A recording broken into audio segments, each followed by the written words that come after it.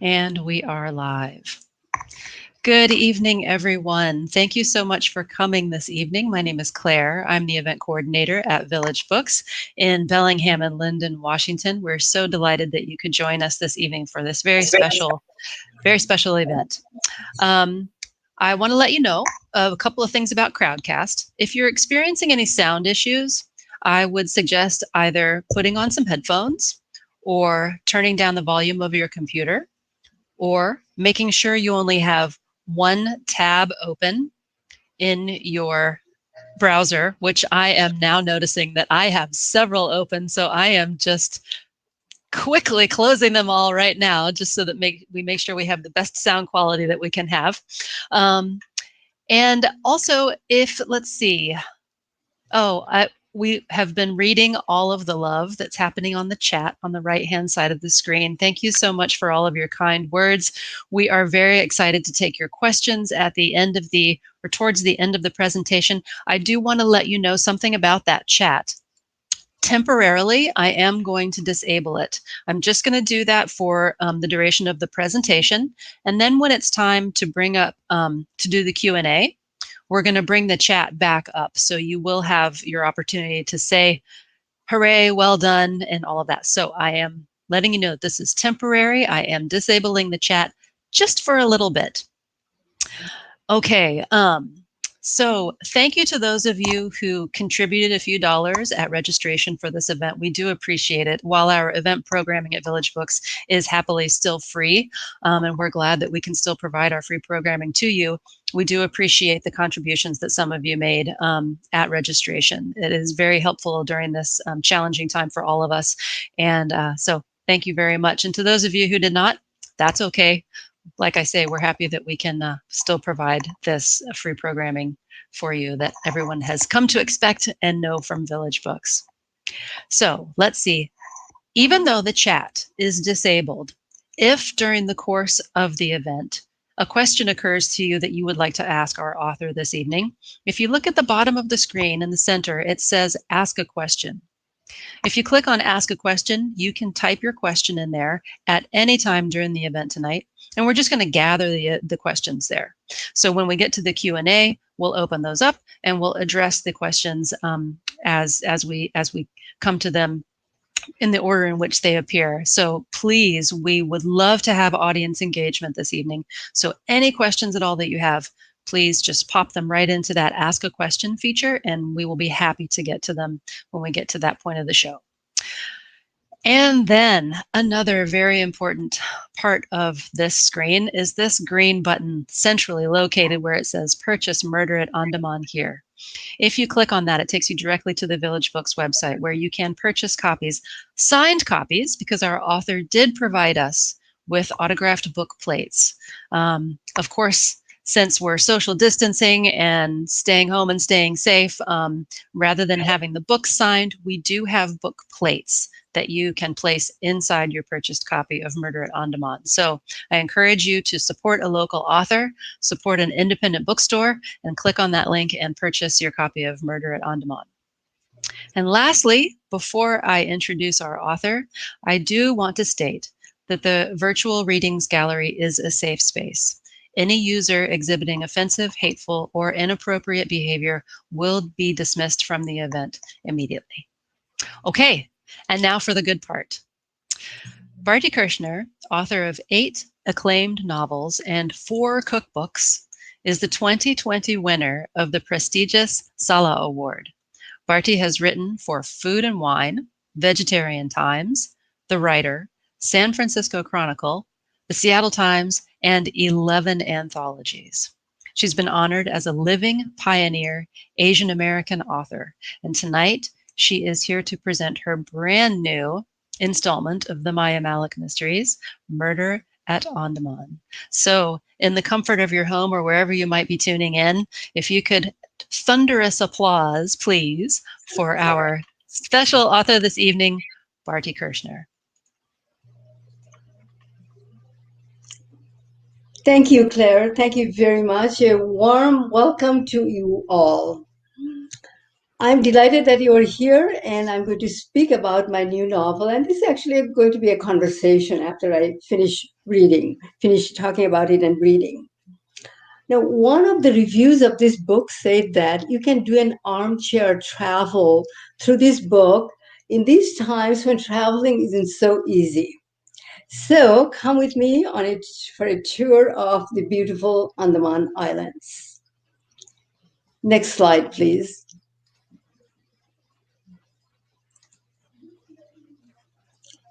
Thank you, Claire. Now, this is now some of you may have read one of my earlier novels, The Season of Sacrifice, which is the book one of this Maya Mallick mystery series.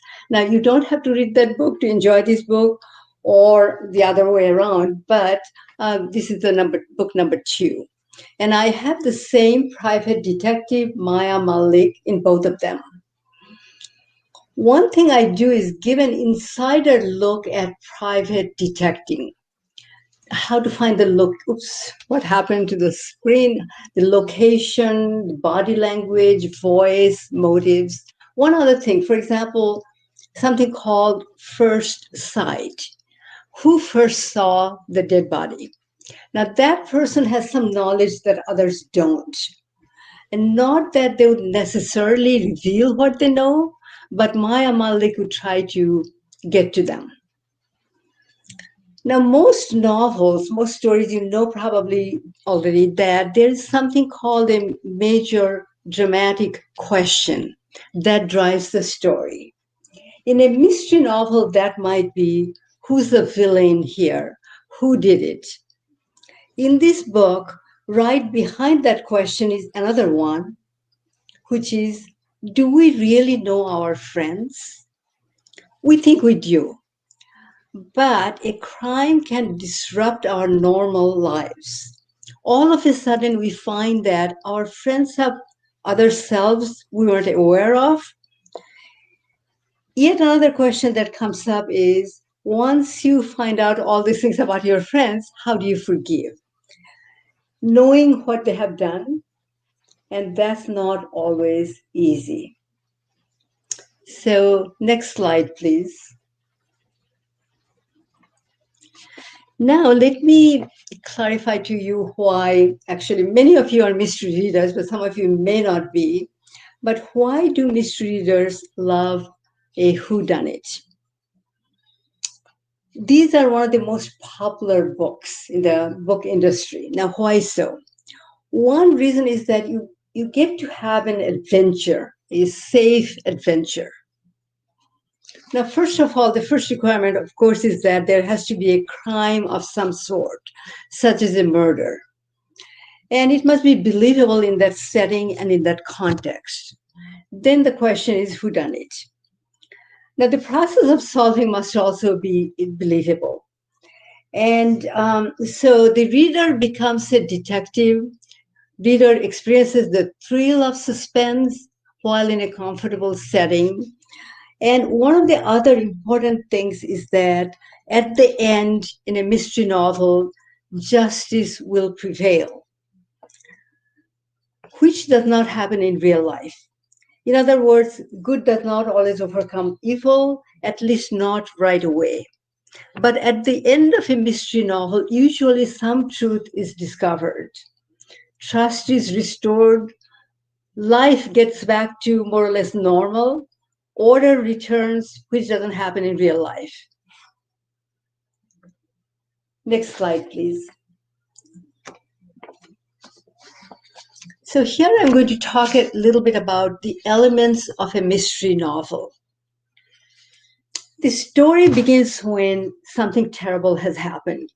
There's confusion, there's uncertainty and fear as people who are affected try to decide how to respond.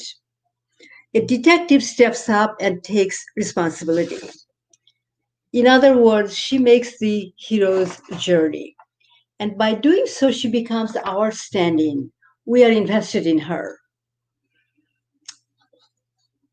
Now, for me, the process of writing a mystery novel is organic. In other words, I don't outline, I write the way a reader reads, a sentence at a time, not knowing what will come next, but almost always I find the solution.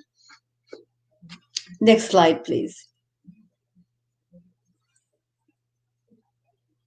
So you can see on the left-hand side the cover of the book. And then I talk about the characters that populate this book.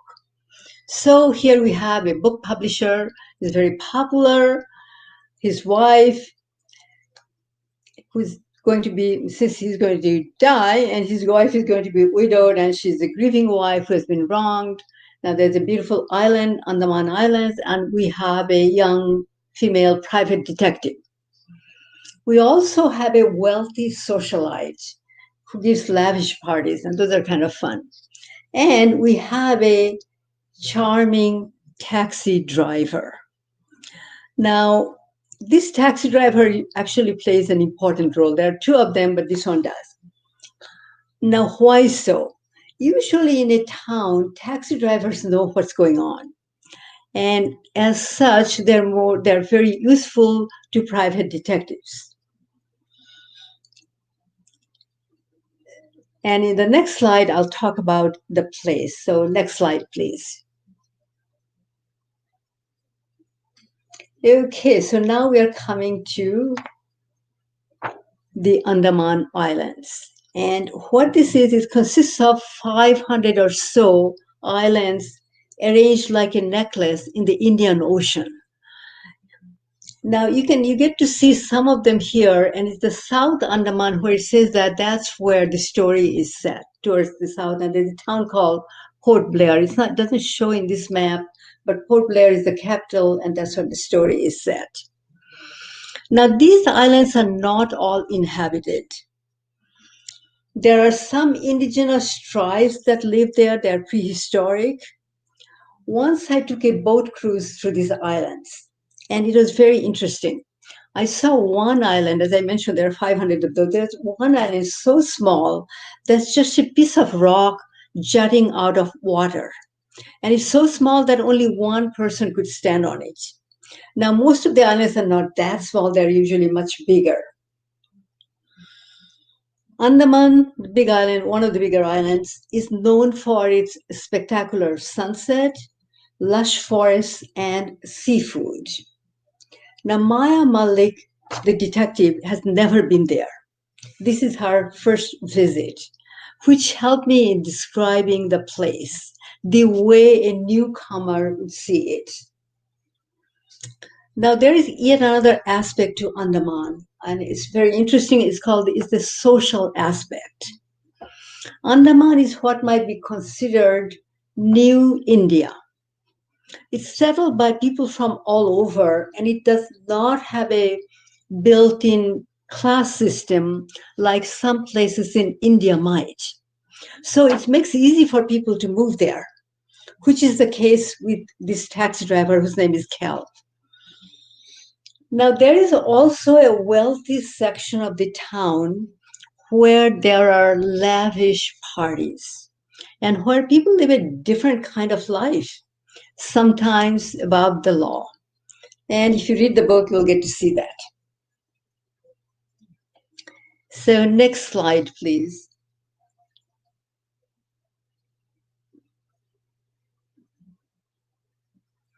Okay, now we are coming to our private detective, Maya Mallick.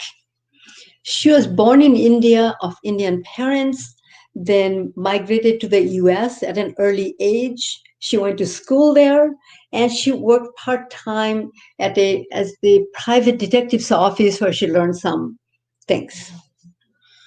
Now, she is good with people. That's one of her strengths. People open up to her and they help her find the clues. She's a homicide specialist.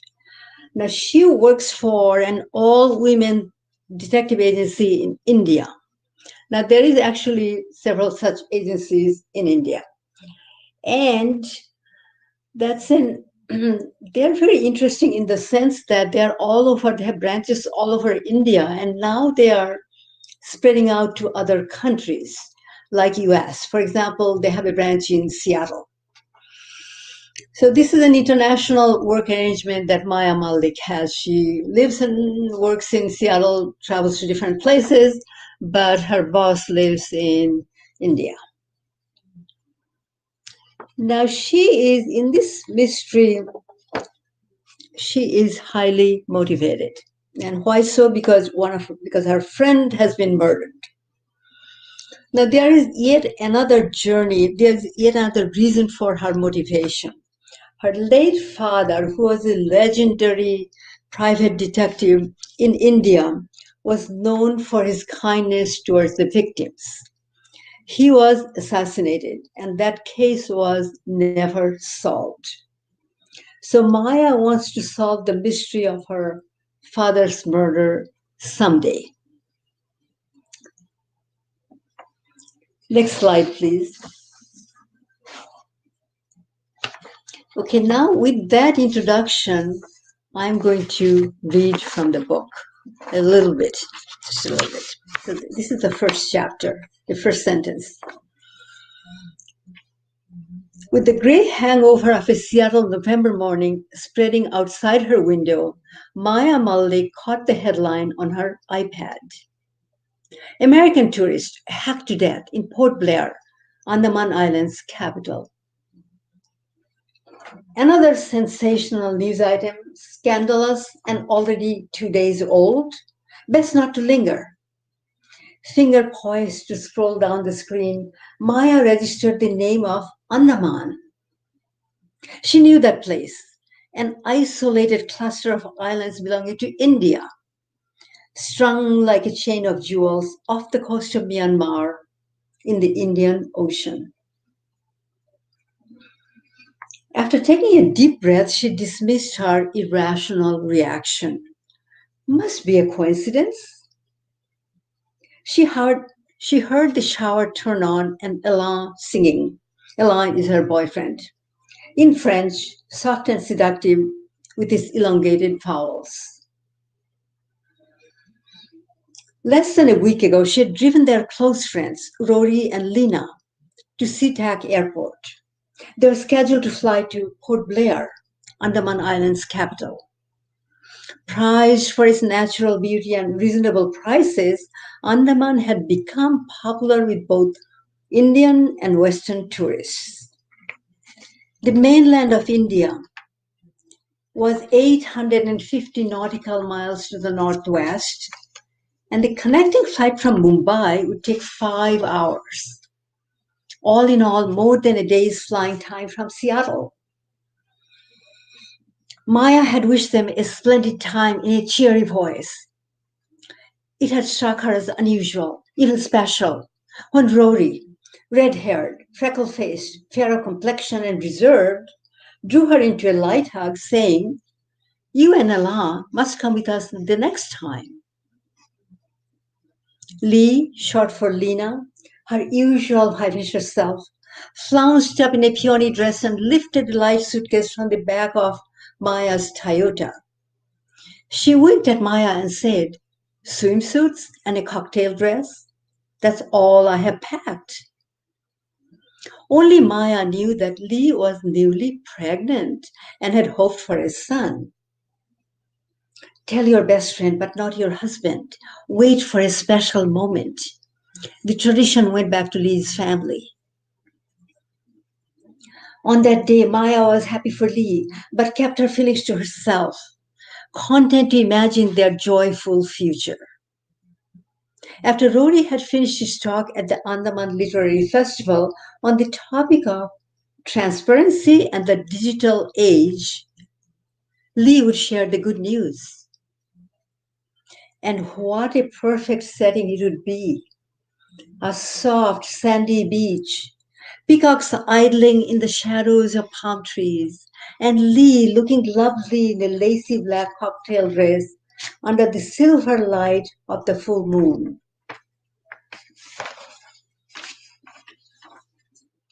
The couple have been blessed with all the riches life could offer in their 7-year marriage, except a child.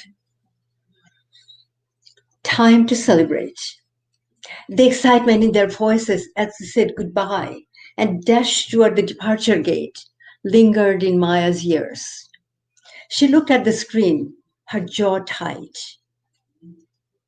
Port Blair police had identified the victim as Rory Thompson. Oh no, not Rory. Followed by, where's Lee? Why hasn't she texted? Maya returned her attention to the screen. Publisher of Roaring Books, an independent literary house based in Seattle, Thompson specialized in edgy social and political exposés. Maya tore her gaze away and shook her head. She returned to the screen. During the night, the authorities received a tip from an anonymous telephone caller that Mr. Thompson might be in danger. A search for him began. The next morning, the police found him slumped in the alley of tricks in the red light district on the edge of the town, an area frequented by Western tourists. Mr. Thompson, who had multiple stab wounds to his face and body, was pronounced dead at the scene. His body was identified by his wife, Lee. Mr. Thompson's watch, wallet, gold ring, and credit cards were untouched. His smartphone was missing. Our Rory killed in an alley of disrepute far from his hotel? Maya's breath froze in her throat. So I'm going to stop reading right here and we can have a conversation. You can ask me questions, make comments, whatever you wish to do. Thank you, Claire. We're going through all the slides. Oh, well, I apologize for the slight glitch at the beginning. That was a slip of the mouse. No, that's okay. I apologize for that. So we do have a couple of questions. I am going to encourage more folks to pop questions in that Ask a Question feature. I am going to go ahead and bring the chat back up. So folks are welcome to make comments in the chat, ask questions in the chat. We're just going to be monitoring all of this. So first, let's go ahead and get to the first question that we have. And this was posed by Sky, who wants to know, were you surprised when you figured out who done it? Oh, Sky, that's a good question. I surely was surprised. And in fact, when I was writing this book, usually about 3/4 of the way through, I know how it's going to end. Who's the culprit here? This book I didn't know. And I got worried. I said, what if I, as the author, can't find the culprit, the murderer? What would I do then? Now, fortunately, I did find, and it came as a surprise. It was a little sad, I should say. You always feel sorry for the criminal. They shouldn't have done it, but anyway, justice will prevail. So, yeah. That's interesting to me because I have been to a lot of these events and I've hosted a lot of these events, and I feel like most of the time, maybe not a whole lot most of the time, but frequently authors say that they know the ending before they know the rest of the book. And so that's not the case for you. Not at all. I write the way readers read the book, one sentence at a time. That's the way I write. I don't know. My process is very organic. I don't know the story ahead of time. I'm one of those writers. This is the way it has worked so far. Fortunately, there's always a story and there's an ending that I find. Oh, that's interesting. Okay. All right, let's see. We have another question from Genia, who also said in the chat that I always thought authors started out knowing who did it. So that was a surprise to both of us. So Genia also asks, how did you go about learning about the legal system in India, specifically the municipal police department in Andaman? That's a good question, Ginia. Yeah, that wasn't easy. I tried to read as many Indian legal books I could get my hands on. You could buy some things through various online vendors and on the online, and I talked to any Indian lawyer I could find who's visiting or something, and I peppered them with questions. So I tried to learn as much as I could because it's a system completely different. And in many ways, the system is really old. It sort of works. It works, but it's an old system. So Maya has trouble going there and figuring out how to even work with the police department so that she knows the kinds of questions to even ask. So yeah, it's not easy to go to another country and try to solve their problem because each country has its own legal system and that's totally different. Like for example, in US you are innocent until proven guilty. In India, it's just the opposite. You're guilty until proven innocent. Oh my. Wow. Wow. Whew. So be careful when you go there. That's a big difference. All right, let's see. And Jenny would like to know how you select the names of your characters. You know, the names sort of just come to me. I don't stress too much over them. And sometimes they end up being names of first names of people I know. And I'm not writing about anybody I know in that part is completely sure because I wrote most of this book while I was still in Seattle. So I didn't know anybody and any names, if there's any coincidence, it's not them. Okay. This new question that just popped up in the chat sort of goes back to the question about knowing the end and who done it. Have you ever had the experience of not liking the ending when it came to you and then trying to change it? No. No, to me, Okay. the ending is a very much an organic part of the whole story, and I cannot arbitrarily go and change it. That just wouldn't be fair to the characters. And my writing would probably suffer if I tried to do that. There is there is a logical ending to most books, at least my books, and they are not necessarily happy endings, but they are satisfactory.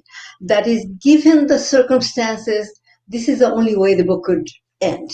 And that's the feeling I have usually at the end of a book. Okay. That this is what the characters would do, and this is how it would end. Yeah. Okay. That makes sense. That question was from Barbara. Oh. Let's see. This is a question about the cover. What's the process for coming up with the cover of your books? This is truly a stunning cover, by the way. I think it's gorgeous. How do you have any say in the design?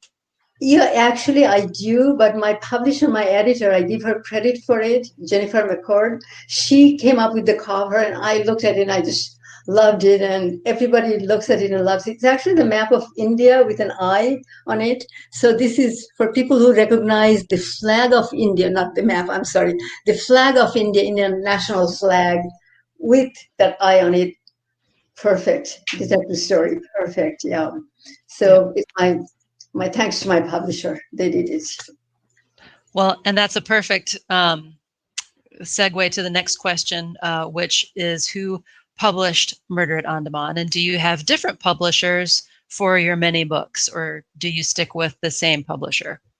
No, I have written in many, many genres. So needless to say, not all publishers do every kind of a book. My earlier books are done by big New York publishers. At that time, they worked just fine. Those are more like commercial literary novels. Now, for this book, I just happened to Camel Press. When I was living in Seattle, I knew about them. Epicenter Press, who bought them. Camel Press is very popular in this Pacific Northwest. They're big. They're really very much well liked. They come up with good mystery novels. I knew about them, but I didn't really work with them until this particular book. And I'm really glad. Have been good experience of working with them, and hopefully, then my next book will be with them too, which I'm writing.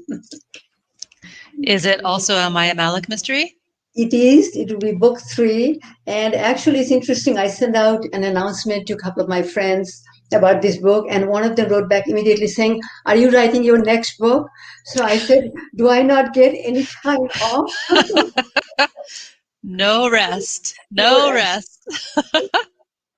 Well, and that's what happens with series, you know. That's what Yes. that's your fans. Once Yes. they finish one, they're going to be ready for the next one very soon after. So, um, Exactly. let's see. How do you decide where to locate the crime? And that is a question from Judy. She wants to know. And I don't know if, Judy, do you mean geographically locate the crime or like the scene of the crime? I'm thinking she maybe means geographically. Geographically, yeah. Well, that's usually a common question. So I'll answer that while Judy provides more input. I did not particularly choose any place at the time. I happened to travel to Andaman Islands, and I knew immediately that I'd write a story about this island, and I didn't know it would be a mystery novel. I thought it'd be a regular literary novel, but then when this mystery novel idea came to me, or actually not the idea, the character and the situation came to me, I saw that Andaman is a perfect fit um, because it's new India. People come from all over the place and they mingle. It's a very interesting society there, and there are a lot of different nationalities also living there. And because it's so beautiful, it's easy. It seems like nothing bad could happen there. And in fact, it's a very low crime area, one of the lowest crime areas in India. But when something wrong goes on, it's easy to hide because it's so beautiful. People don't believe that anything Oh, bad could happen here. interesting. Huh. Okay. Um, Genia also says that you clearly appreciate good food. I would. You've written 4 cookbooks, I have so written 4 cookbooks. Yeah, really. I yeah, wrote cookbooks before I wrote my novels. yeah. Then, And she says that she thinks your descriptions of the food uh, really adds to the ambiance and the mood of your stories. So that's oh, just a compliment from oh, Genia. And Jan would like to know how long it takes for the editing process. okay. The editing really varies with the two editors. One is my main editor from the publishing house. She looked at it and she gave me plenty of time. She gave me almost like a month, maybe even more. And interestingly enough, I was editing this book during January, February, March of this year. And that's when the pandemic hit. In a way, I'm glad that I had the book to edit because I was so busy doing it and trying to do it right and everything that it was easier for me to handle the situations, although myself or nobody I know has been affected, but still just seeing so much suffering all over would have been very difficult. So that is good. And then after that came the copy editing part. Now, fortunately for me, because I worked so much editing, there's not much for the copy editor to do. And in fact, she said, "Oh, I have nothing to do here. This is nice. Give me more of this author's work because I have so little to do." Truly, she said that. But anyway, Wow, that's amazing. so that takes, but in between, the publisher has other things to do. They usually don't release one book at a time. They usually release a number of books together. So they put them together and they have to think about promotion and all that stuff. So it takes some time. But Right. it came out end of this year, actually, end of last year, January, more like January of this Okay. year. And then in general, it probably, I'm sure it varies from book to book, but how long do you typically spend researching before you begin a book? I don't, I'm one of those people. I don't research. I research maybe a little bit before I start, but not too much. I research as I go. When I'm writing the book, I know I need this. I have make a little file and I write down what I need. And then as time goes on and I have opportunity to get the answers to those questions, I do that. Because I have found people who research too much, they spend more time doing that and less in writing.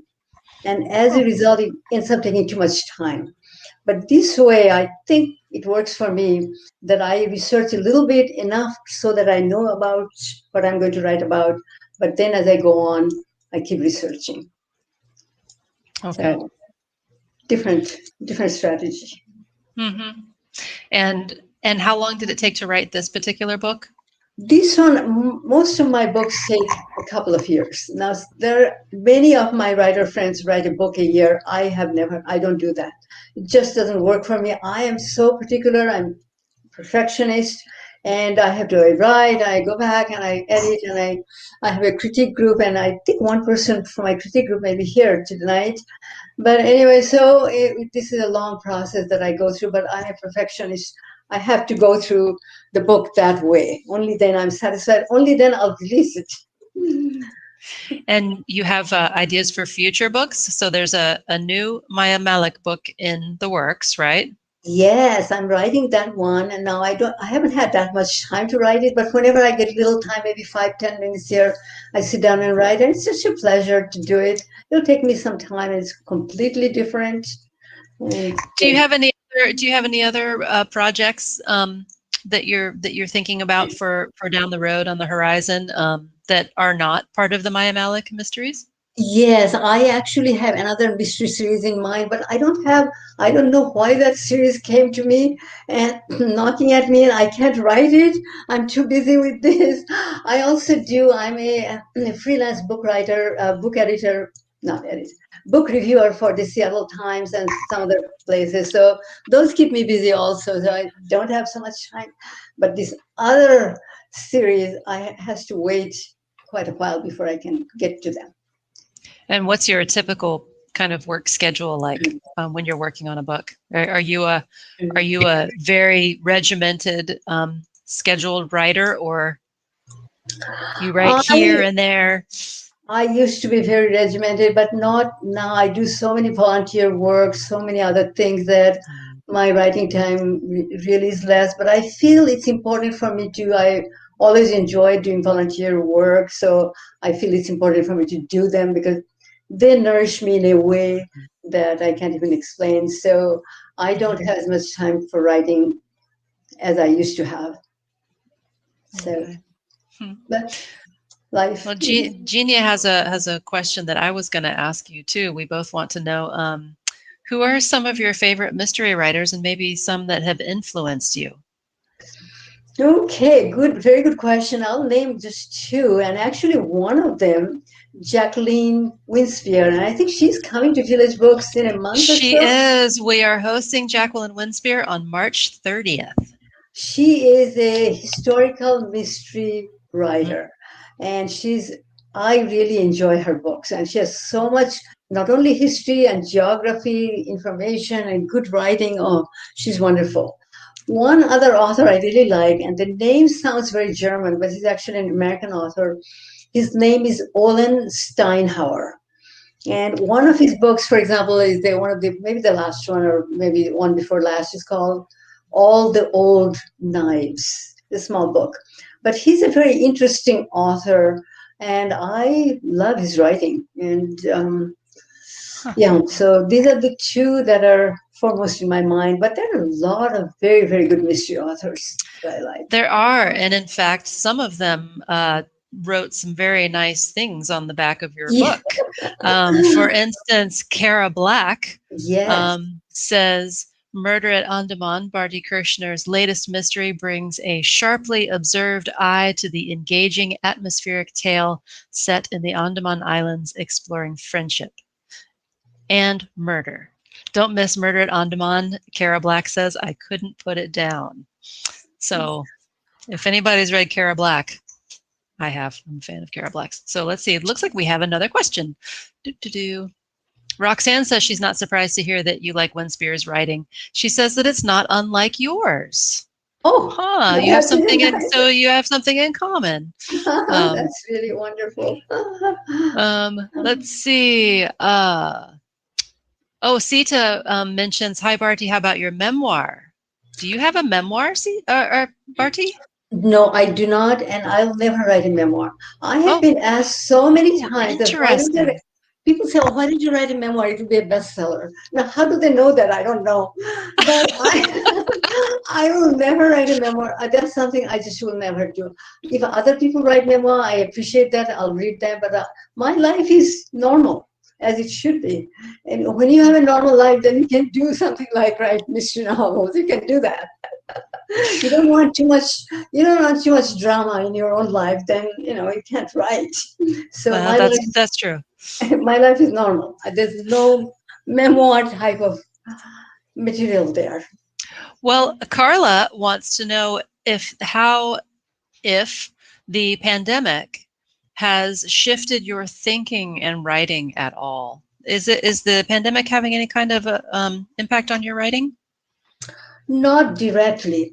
I find it harder to write simply because there's a pandemic, and I really feel for so many people, and that's what affects me. But the writing itself is not affected. When I sit down and write, I enjoy it just like before, so it has not affected. And my stories are all going to be set before 2019. I don't want to bring pandemic in my books quite yet because I have not observed the experience myself, so I will not do that. But I find I'm glad that I'm a writer.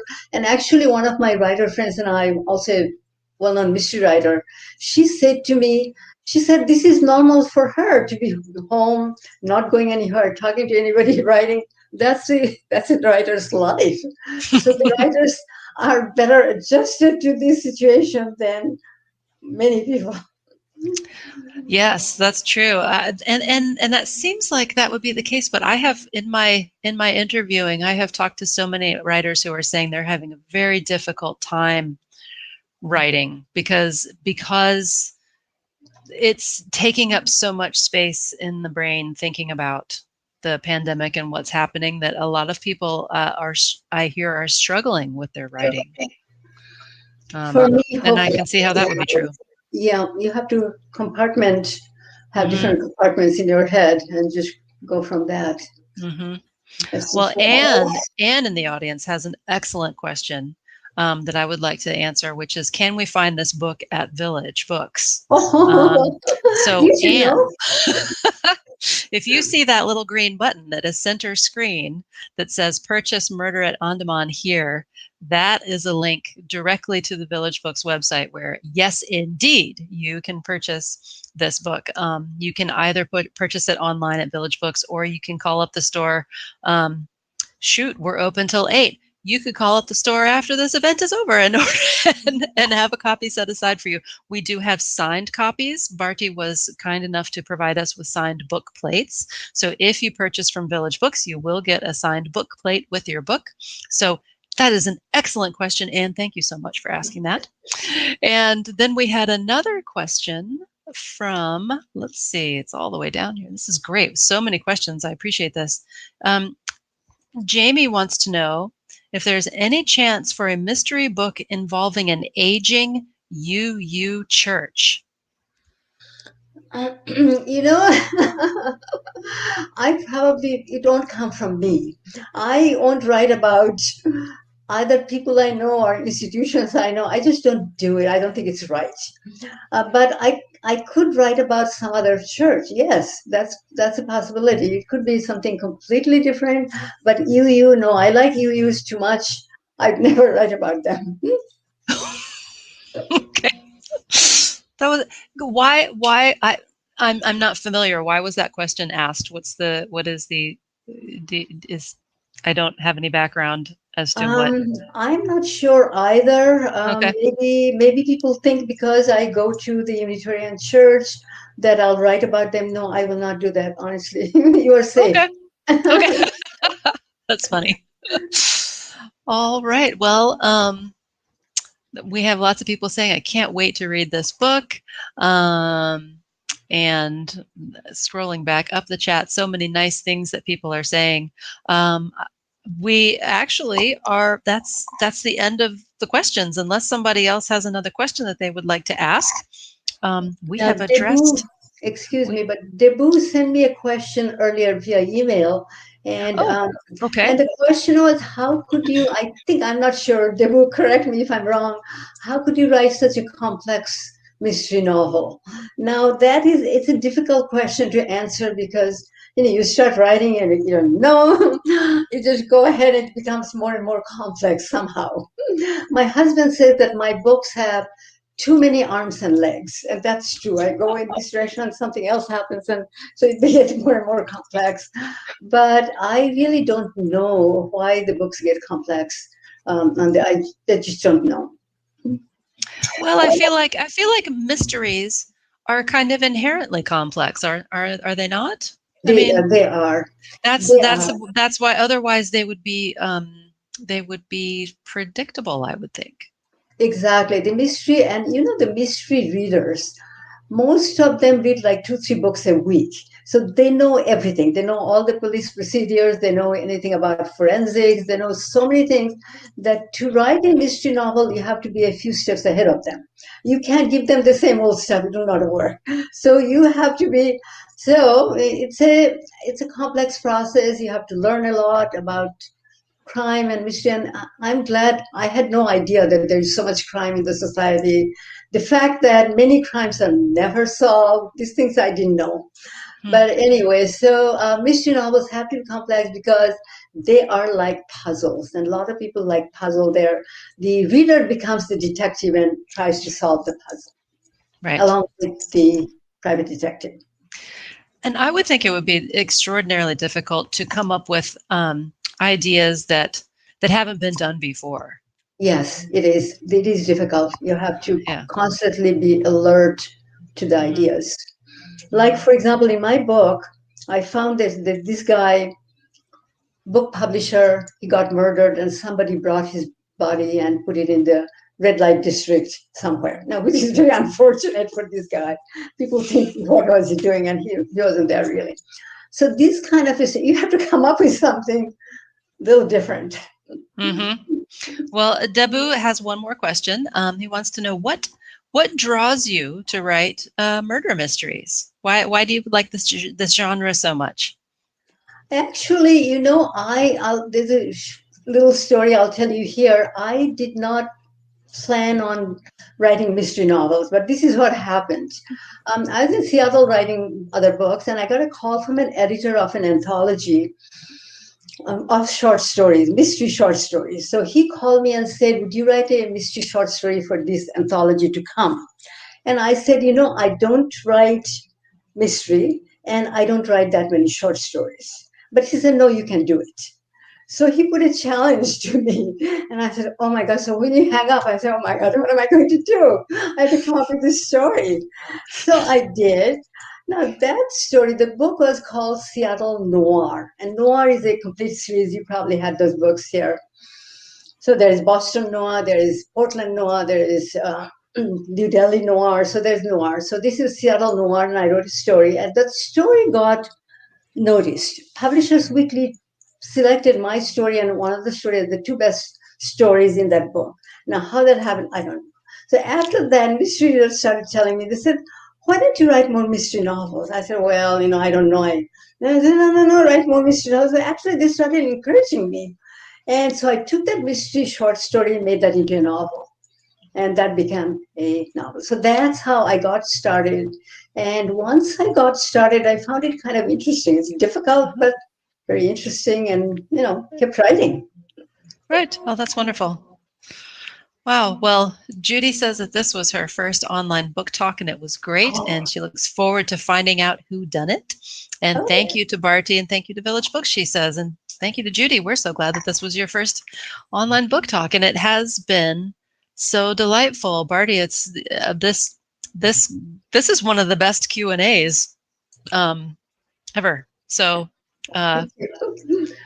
I appreciate the audience for your good questions and Bharti for your thoughtful and fun answers. So, gosh, I